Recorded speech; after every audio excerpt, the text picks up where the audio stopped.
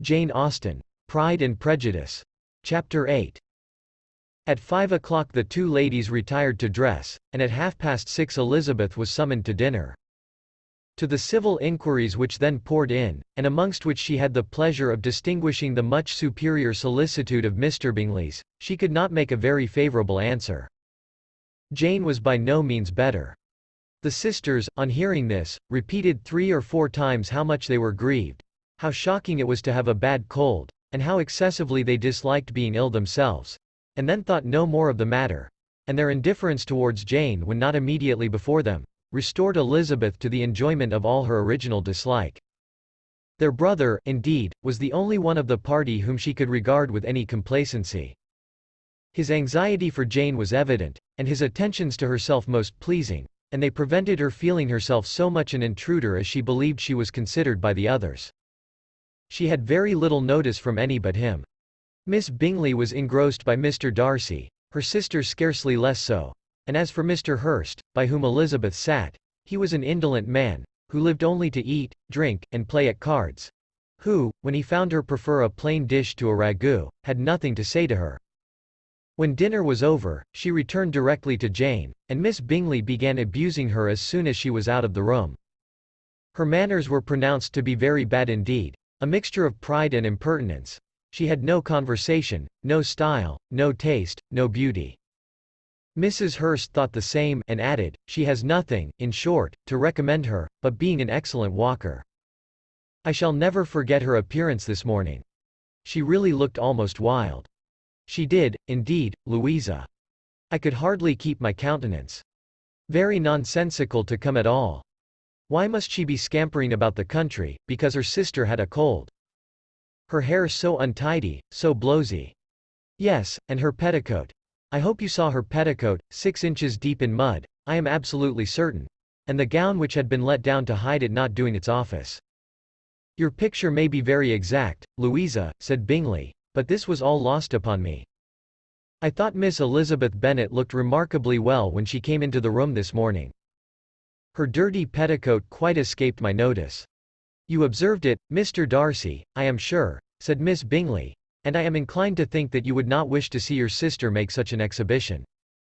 Certainly not. To walk 3 miles, or 4 miles, or 5 miles, or whatever it is, above her ankles in dirt, and alone, quite alone. What could she mean by it? It seems to me to show an abominable sort of conceited independence, a most country town indifference to decorum. It shows an affection for her sister that is very pleasing, said Bingley. I am afraid, Mr. Darcy, observed Miss Bingley, in a half-whisper, that this adventure has rather affected your admiration of her fine eyes. Not at all, he replied, they were brightened by the exercise. A short pause followed this speech, and Mrs. Hurst began again. I have an excessive regard for Miss Jane Bennet, she is really a very sweet girl, and I wish with all my heart she were well settled. But with such a father and mother, and such low connections, I am afraid there is no chance of it. I think I have heard you say that their uncle is an attorney in Meryton. Yes, and they have another, who lives somewhere near Cheapside. That is capital, added her sister, and they both laughed heartily. If they had uncles enough to fill all Cheapside, cried Bingley, it would not make them one jot less agreeable. But it must very materially lessen their chance of marrying men of any consideration in the world, replied Darcy. To this speech Bingley made no answer, but his sisters gave it their hearty assent, and indulged their mirth for some time at the expense of their dear friend's vulgar relations. With a renewal of tenderness, however, they repaired to her room on leaving the dining parlour, and sat with her till summoned to coffee. She was still very poorly, and Elizabeth would not quit her at all, till late in the evening, when she had the comfort of seeing her asleep, and when it appeared to her rather right than pleasant that she should go downstairs herself. On entering the drawing-room she found the whole party at loo, and was immediately invited to join them, but suspecting them to be playing high she declined it, and making her sister the excuse, said she would amuse herself for the short time she could stay below, with a book. Mr. Hurst looked at her with astonishment. Do you prefer reading to cards? Said he, that is rather singular. Miss Eliza Bennet, said Miss Bingley, despises cards. She is a great reader, and has no pleasure in anything else. "I deserve neither such praise nor such censure," cried Elizabeth. "I am not a great reader, and I have pleasure in many things." "In nursing your sister I am sure you have pleasure," said Bingley, "and I hope it will soon be increased by seeing her quite well." Elizabeth thanked him from her heart, and then walked towards a table where a few books were lying. He immediately offered to fetch her others, all that his library afforded. "And I wish my collection were larger for your benefit and my own credit.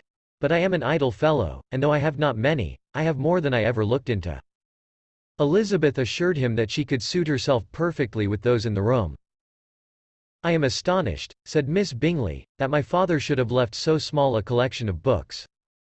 What a delightful library you have at Pemberley, Mr. Darcy." "It ought to be good," he replied, "it has been the work of many generations." "And then you have added so much to it yourself, you are always buying books. I cannot comprehend the neglect of a family library in such days as these." "Neglect? I am sure you neglect nothing that can add to the beauties of that noble place. Charles, when you build your house, first wish it may be half as delightful as Pemberley." "I wish it may. But I would really advise you to make your purchase in that neighbourhood, and take Pemberley for a kind of model. There is not a finer county in England than Derbyshire. With all my heart, I will buy Pemberley itself if Darcy will sell it." "I am talking of possibilities, Charles. Upon my word, Caroline, I should think it more possible to get Pemberley by purchase than by imitation." Elizabeth was so much caught by what passed, as to leave her very little attention for her book, and soon laying it wholly aside, she drew near the card table, and stationed herself between Mr. Bingley and his eldest sister, to observe the game. "Is Miss Darcy much grown since the spring?" said Miss Bingley. "Will she be as tall as I am?" "I think she will. She is now about Miss Elizabeth Bennet's height, or rather taller. How I long to see her again. I never met with anybody who delighted me so much. Such a countenance, such manners, and so extremely accomplished for her age. Her performance on the pianoforte is exquisite. It is amazing to me," said Bingley, "how young ladies can have patience to be so very accomplished as they all are." "All young ladies accomplished? My dear Charles, what do you mean?" "Yes, all of them, I think. They all paint tables, cover screens, and net purses.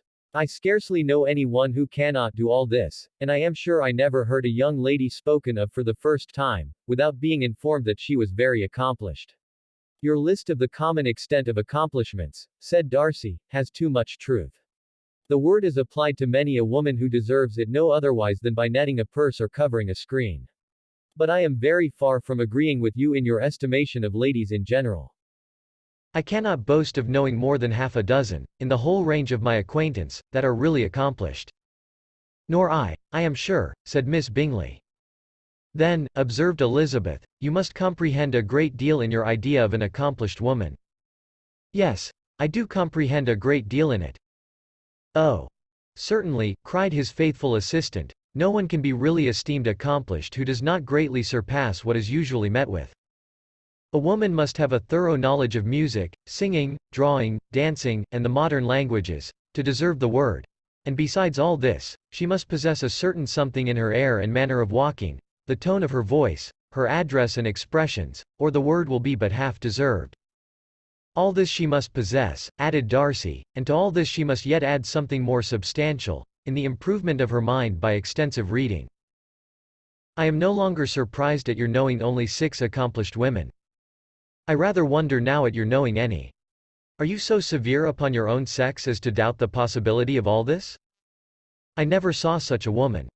I never saw such capacity, and taste, and application, and elegance, as you describe, united." Mrs. Hurst and Miss Bingley both cried out against the injustice of her implied doubt, and were both protesting that they knew many women who answered this description, when Mr. Hurst called them to order, with bitter complaints of their inattention to what was going forward. As all conversation was thereby at an end, Elizabeth soon afterwards left the room. "Eliza Bennet," said Miss Bingley, when the door was closed on her, "is one of those young ladies who seek to recommend themselves to the other sex by undervaluing their own, and with many men, I dare say, it succeeds. But, in my opinion, it is a paltry device, a very mean art." "Undoubtedly," replied Darcy, to whom this remark was chiefly addressed, There is meanness in all the arts which ladies sometimes condescend to employ for captivation. Whatever bears affinity to cunning is despicable. Miss Bingley was not so entirely satisfied with this reply as to continue the subject. Elizabeth joined them again only to say that her sister was worse, and that she could not leave her.